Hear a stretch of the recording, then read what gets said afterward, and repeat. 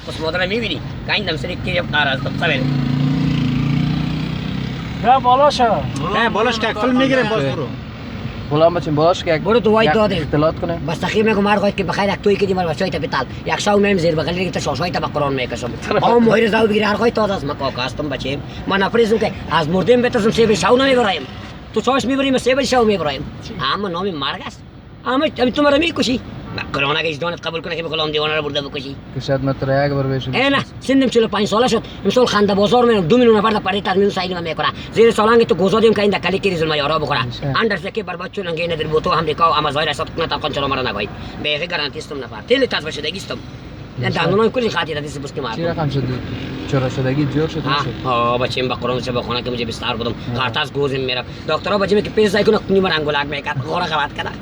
قریب دیگه غور درو بود جور قاسی بیو دوای دیگه کارتون خدا جور میکنه ها برو چیکار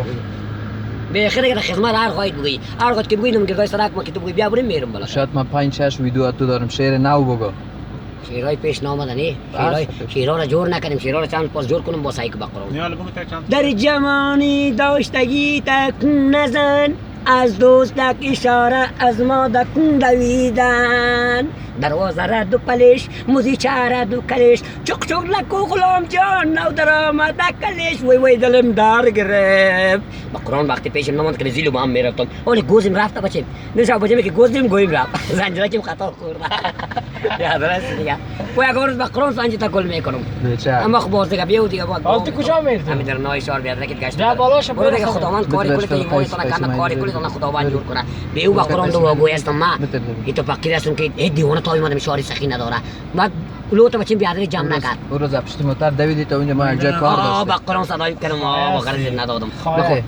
چبی برو مایدان خواهیم بچیم یک سدی بیت یک سدی کارت میشه مرا سدی غلام داوری سدی نداره سدی کردایی دلار نی گرد کنی چی تو میگم دلخشا گوزم میرخ افغانستان و بقران رنگ کردی که مونتان دادم زیر کیری مگ مسکال بگی